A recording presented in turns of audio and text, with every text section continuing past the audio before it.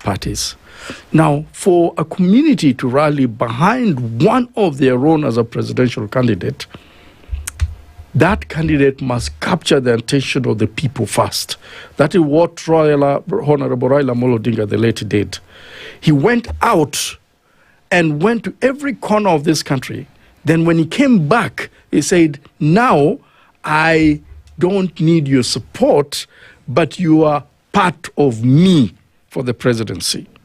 Now, when he went out there, he was looking for support. His people was already the vehicle that he was using.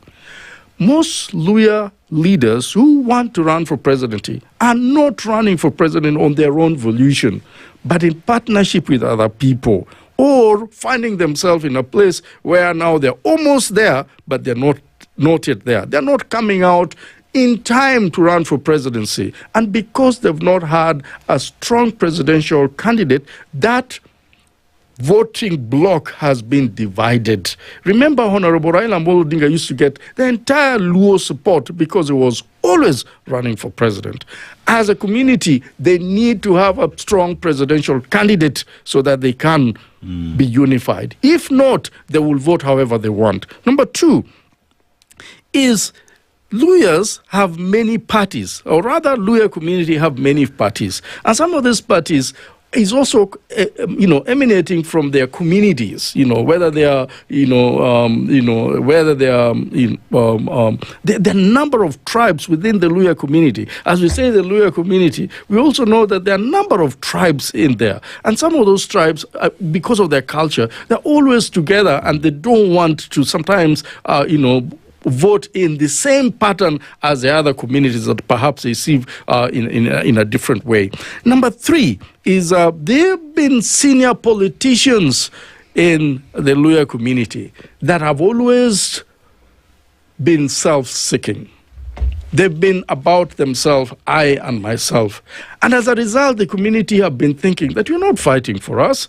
Once you get something, you're gone. You don't come back here to really, do development with us. And that strong man, also, number four, is the strong man of Honorable Raila Amolo Odinga, who was just a neighbor there and had a lot of influence in the Luhya community. And in fact, there are also some facts that they had some roots in the Luhya community. And because he was always running for president, the Luhyas felt that the presidency was near them with Honorable Raila Amolo Odinga, by them having nobody else. And as a result, you could not perhaps, just wish him away in the western part of Kenya. He was there, and if he stood, no one else will dare stand against him. And as a result, he will get votes from western Kenya.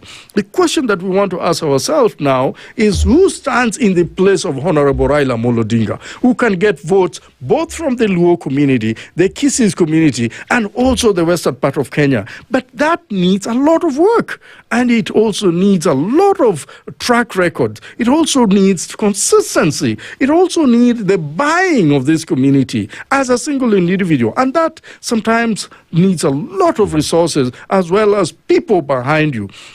Remember, one of the things that Raila Amolo Odinga did well is to build a party that had a grassroots structure that even UDA do not have, that even many parties do not have. As a result, those structures were also embedded in western part of Kenya. And as a result, it was very, very difficult to have a presidential candidate that could be compared or even be near Honorable Raila Amolo Odinga. Now he's not there.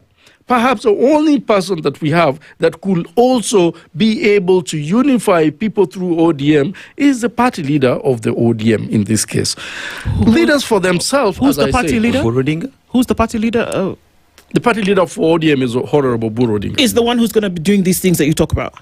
No. What I'm saying is perhaps the only person that could be seen to do that by the mere fact that ODM is still having a very strong hold in western Kenya is the party leader of ODM.